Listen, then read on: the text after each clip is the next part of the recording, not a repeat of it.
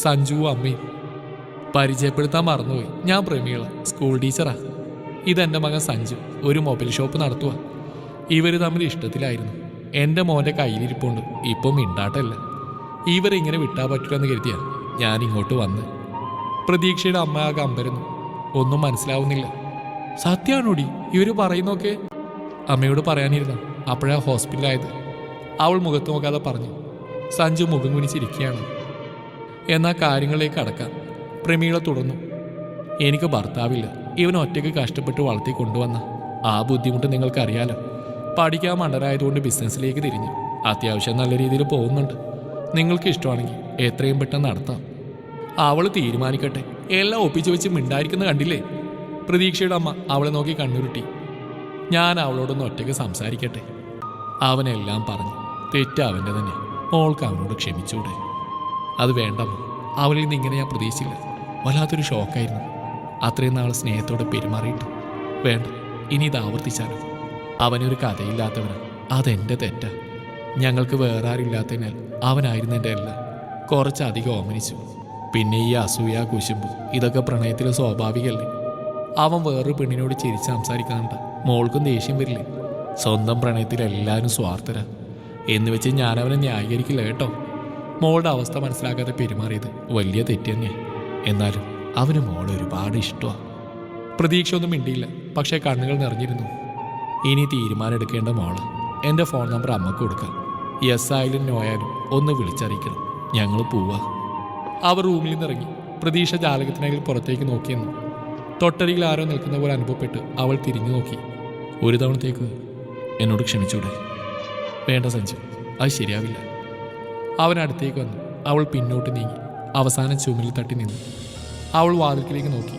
അടച്ച് കുറ്റിയിട്ടുണ്ട്. സഞ്ജു, നീ പോ, ഞാൻ വിളിച്ചു പോവും. ആഹാ, നീ എന്തു പറഞ്ഞാൽ പോവുക? നിന്റെ കാമുകം കയറി പിടിച്ചെന്നു. എന്നാ ഒന്ന് കാണട്ടെ.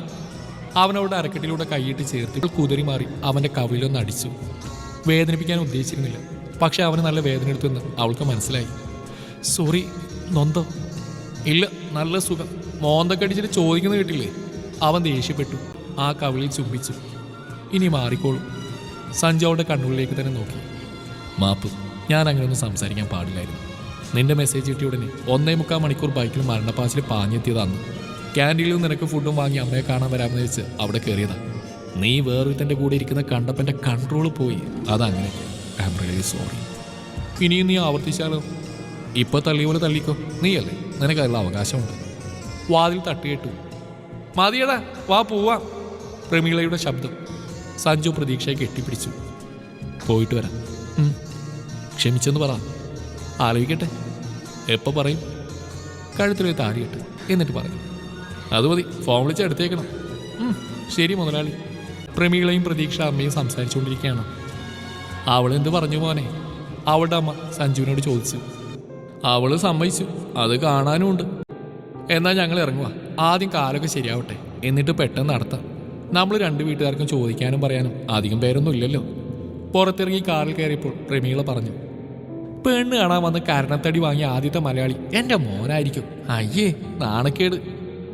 സാരമില്ല, എൻ്റെ പെണ്ണും പിള്ളല്ലേ, ഞാനങ്ങ് സഹിച്ചു. ഓ ആയിക്കോട്ടെ, ഇനി എത്രണ്ണം കിട്ടാനിരിക്കുന്നു. എന്തായാലും എനിക്ക് സന്തോഷമായി. എൻ്റെ ഭഗവാനെ, നിന്റെ സ്വഭാവത്തിന് പറ്റിയ പെണ്ണ. തമാശ വിട്ടിട്ട് കാര്യം പറമ്മേ. അവളെ ഇഷ്ടമായോ? പ്രമീള പുഞ്ചിരിച്ചു. നിന്റെ സെലക്ഷൻ ഒരിക്കലും തെറ്റില്ലെന്ന് എനിക്ക് അറിയായിരുന്നു. എനിക്ക് ഇഷ്ടമായി. പക്ഷേ ഇനി ഇതുപോലുള്ള പ്രശ്നങ്ങൾ ഉണ്ടാവരുത്. ഒരു പെണ്ണും അന്യപുരുഷൻ്റെ പേര് പറഞ്ഞുള്ള ആരോപണം ക്ഷമിക്കില്ല. പ്രത്യേകിച്ച് താൻ സ്നേഹിക്കുന്ന ആളിൽ നിന്ന്. വേറെന്താ അവർ ക്ഷമിച്ചേക്കും. ഇത് അവസാനത്തേതായിരിക്കണം, കേട്ടല്ലോ. കാർ സ്റ്റാർട്ട് ചെയ്ത് അവൻ സൈഡ് മിറർ നോക്കി. ജനലകളിൽ പിടിച്ച് അവനെ നോക്കുന്ന അവളുടെ പുഞ്ചിരിക്കുന്ന മുഖം. കാത്തിരിക്കാൻ വയ്യ പെണ്ണെ, എത്രയും പെട്ടെന്ന് ഞാൻ തിരിച്ചു വരും. ഇത്രയും നാൾ വേദനിപ്പിച്ചതിന് പ്രായശ്ചിത്തമായി ജീവിതകാലം മുഴുവൻ നിന്നെ സ്നേഹം കൊണ്ട് വീർപ്പ് മുട്ടിക്കും. മനസ്സിൽ പറഞ്ഞുകൊണ്ട് അവൻ കാറ് മെല്ലെ മുന്നോട്ടെടുത്തു. ദൂരെ മറയും വരെ അവൾ അവിടെ തന്നെ നിൽപ്പുണ്ടായിരുന്നു.